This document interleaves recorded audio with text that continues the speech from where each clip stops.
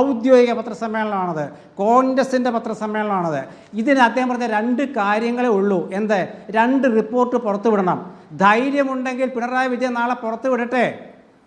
എന്റെ ചോദ്യം അല്ലല്ല, അതാണ് രണ്ടാമത്തെ ചോദ്യം. അല്ല, അതിലേക്ക് പിണറായിയെ തുടർച്ചയായി വെല്ലുവിളിക്കുന്ന ആ ഘട്ടത്തിലേക്ക് പോകാൻ നമുക്ക്. അതിനു മുൻപ് ശ്രീ എൻ ശ്രീകുമാർ സാർ, ഒരു സെക്കൻഡ്. അല്ലല്ല, ഇത് തൃപ്തികരമല്ല.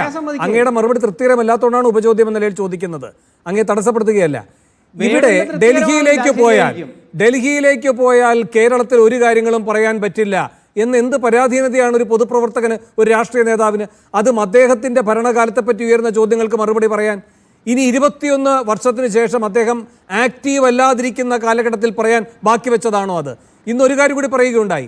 അടുത്ത അസംബ്ലി തെരഞ്ഞെടുപ്പും കഴിഞ്ഞ് ഞാൻ ജീവനോടെ ഉണ്ടെങ്കിൽ ഞാൻ പറയാൻ നിശ്ചയിച്ചിരുന്നതാണ് എന്ന്. അതിൻ്റെ ധ്വനി എന്താണ് ശ്രീ എൻ ശ്രീകുമാർ?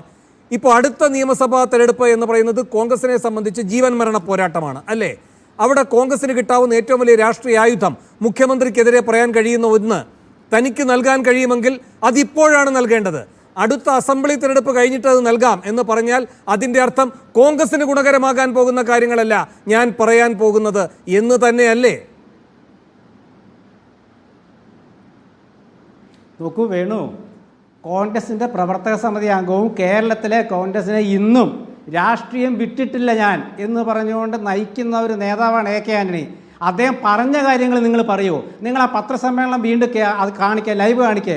ഓരോ ചോദ്യത്തിനും അദ്ദേഹം ഉത്തരം പറഞ്ഞിട്ടുണ്ട്. ഞാൻ എല്ലാം പറയാം, സമയമുണ്ട്, സമയമില്ലാത്ത. അല്ല, എനിക്ക് തൃപ്തികരമായി അങ്ങയിൽ നിന്ന് കേൾക്കേണ്ട മറുപടി, ഞാൻ ഡൽഹിയിലേക്ക് പോയി ഇവിടെ ആ ഭാഗം പറയാൻ ആരും ഉണ്ടായില്ല എന്ന് പറയുന്നു. അതൊരു പ്രധാനപ്പെട്ട ചോദ്യമാണ്. അതുകൊണ്ടാണ് ശ്രീ അരുൺകുമാർ പറഞ്ഞത് ഉമ്മൻചാണ്ടി ഇനി കല്ലറ പൊളിച്ച് പുറത്തേക്ക് ഇറങ്ങി വരേണ്ടി വരും. ഉമ്മൻചാണ്ടിയെ പ്രതിരോധത്തിലാക്കുന്ന എന്തെങ്കിലും ഭരണപക്ഷം പറയുകയാണ് എങ്കിൽ കെ കരുണാകരൻ അതുപോലെ തന്നെ ഈ പറയുന്ന സംസ്കരിച്ച ഭൂമിയിൽ നിന്ന് എഴുന്നേറ്റ് വരേണ്ടി വരും അദ്ദേഹത്തിന്റെ വാദം പറയാൻ. കാരണം ഇവിടെ അതൊന്നും പറയാൻ കോൺഗ്രസ്സുകാരില്ല എന്ന നിലയല്ലേ ആന്റണി സൂചിപ്പിക്കുന്നത്? നോക്കൂ വേണു, ഞാൻ പറയുന്നത് നിങ്ങൾ പറയാൻ അനുവദിക്കേ, ചോദ്യം മാത്രം ചോദിച്ചാൽ പോരല്ലോ. ആന്റണി പറഞ്ഞ കാര്യമുണ്ട്. അദ്ദേഹം കേരള രാഷ്ട്രീയത്തിലെ ഒരു കാര്യത്തിനും, കെ പി സി സിയുടെ കാര്യത്തിലാണെങ്കിലും കോൺഗ്രസിൻ്റെ കാര്യത്തിലാണെങ്കിലും യു ഡി എഫിൻ്റെ കാര്യത്തിലാണെങ്കിലും അതൊക്കെ കേരള നേതാക്കൾ പറയുമെന്ന് പറഞ്ഞ ആന്റണിയാണ് ഡൽഹിയിലുണ്ടായിരുന്നത്. ഇന്ന് അദ്ദേഹം പറഞ്ഞത് എന്താ? ഇന്നലത്തെ പശ്ചാത്തലം, അതായത് തെറ്റിദ്ധരിപ്പിക്കുന്ന പശ്ചാത്തലം. ശിവഗിരി അദ്ദേഹം വിശദീകരിക്കേണ്ട കാര്യമില്ലല്ലോ. മുത്തങ്ങ വിശദീകരിക്കേണ്ട കാര്യമില്ലല്ലോ. മുത്തങ്ങയിൽ ആന്റണി രണ്ട് കാര്യങ്ങൾ പറഞ്ഞു, രണ്ട് റിപ്പോർട്ട് കൊടുത്തുകൂടാ. 21 വർഷത്തെ പ്രത്യേകതയില്ലാത്ത ഒരു ദിവസത്തിന് ഇന്നലെ എങ്ങനെയാണ് പ്രത്യേകത? 21 വർഷമായി ഇല്ലാത്ത ഒരു പ്രത്യേകത എങ്ങനെയാണ് ഇന്നലത്തെ ദിവസത്തിന്റെ പ്രത്യേകത? പറയട്ടെ വേണു, അതിങ്ങനെ തടസ്സപ്പെടുത്തില്ലേ പ്ലീസ്.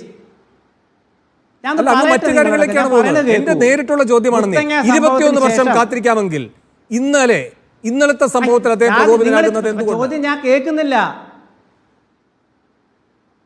വേണു. സത്യവിരുദ്ധമായ ഒരു വാർത്ത അസംബ്ലിയിലെ ഒരു CPM MLA പറഞ്ഞാൽ അതിനെ കൃത്യമായ എ കെ ആന്റണി മറുപടി ഞാൻ ജനം വിശ്വസിക്കും. ശ്രീകുമാർ 24 വർഷമായി എന്നെ ഏകപക്ഷീയമായി ആക്രമിക്കുന്നു എന്ന് എ കെ ആന്റണി പറഞ്ഞ വാചകം അങ്ങ് കേട്ടല്ലോ. 24 വർഷമായി ഏകപക്ഷീയമായി എന്നെ ആക്രമിക്കുന്നു എന്ന് അദ്ദേഹം പറഞ്ഞ വാചകം കേട്ടില്ലേ? അത് സേവ്യർ ചിറ്റിലപ്പള്ളിയാണോ? ഉത്തരം പറയാൻ സമ്മതിക്കില്ല. അത് സേവ്യർ ചിറ്റിലപ്പള്ളിയാണോ?